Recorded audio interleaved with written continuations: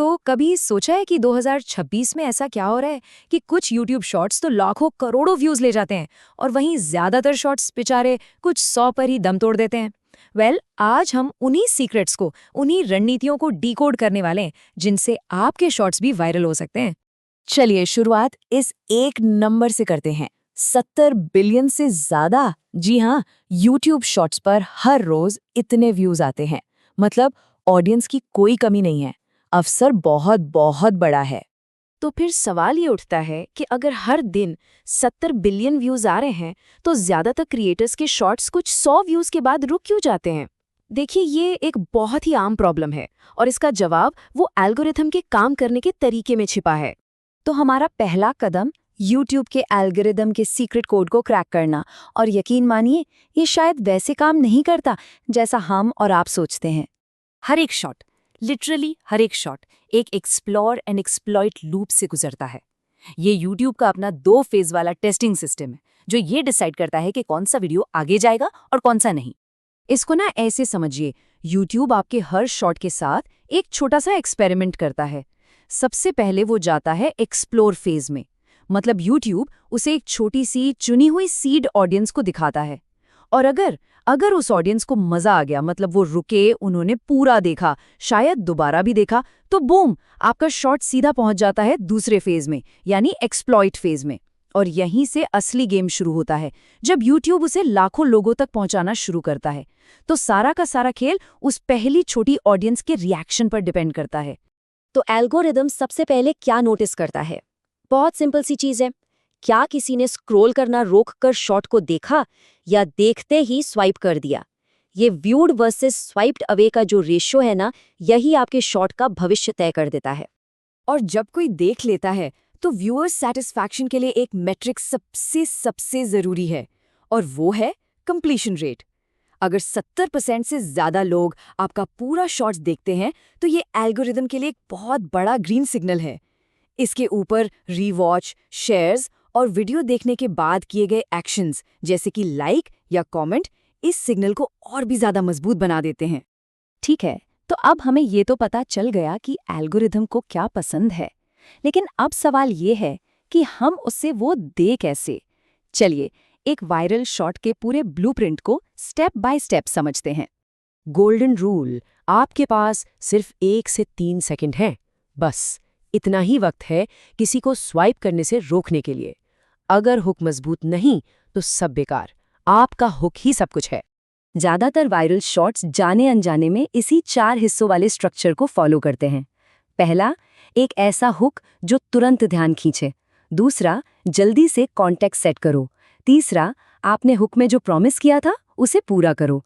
और चौथा, जो कि बहुत जरूरी है, एक सीमलेस लूप पर खत्म करो जो लोगों को दोबारा देखने पर मजबूर कर दे। इस लूप का एक सिंपल सा मंत्र है, जहां से शुरू किया वहीं पर खत्म करो। जब वीडियो का अंत और शुरुआत मिल जाते हैं तो व्यूअर को पता ही नहीं चलता और वो उसे दोबारा देखने लगता है। और हर रीवॉच एल्गोरिदम के लिए एक पावरफुल सिग्नल है। और हाँ, जब रिटेंशन की बात आती है ना, तो टोटल देखे गए मिनट नहीं बल्कि परसेंटेज मैटर करता है। जैसा कि आप यहाँ देख सकते हैं, एक 30 सेकंड का शॉट जिस पर 85% रिटेंशन है, वो 60 सेकंड के शॉट से कहीं बेहतर है जिस पर सिर्फ 50% रिटेंशन है। छोटा पर दमदार। अपनी क्रिएटिव चेकलिस्ट में ये चीजें भी जरूर जोड़ लें।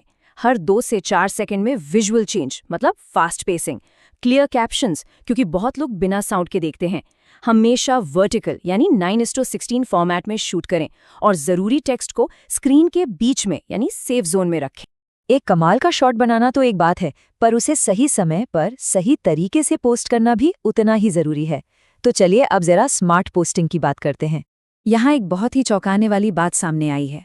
शॉर्ट्स और लॉन्ग फॉर्म वीडियो के लिए जो बेस्ट व्यूइंग टाइम है वो बिल्कुल अलग है। जहाँ लंबे वीडियो सुबह के समय अच्छा परफॉर्म करते हैं, वहीं शॉर्ट्स का असली जलवा शाम को ही दिखता है। और ये कोई हवाई बातें नहीं है।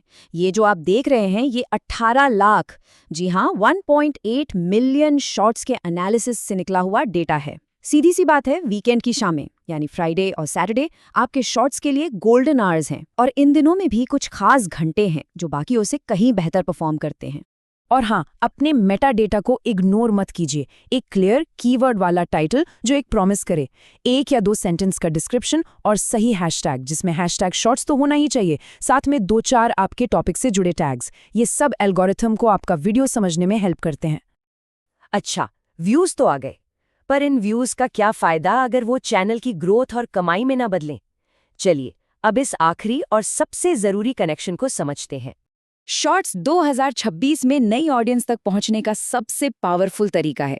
एक स्टडी में पाया गया कि शॉर्ट्स पर आने वाले लगभग 74% व्यूज नॉन सब्सक्राइबर्स से आते हैं। सोचिए, ये आपके चैनल के लिए कितना बड़ा डिस्कवरी इंजन है। और जब बात कमाई की आती है तो आप 2 लेवल अनलॉक कर सकते हैं।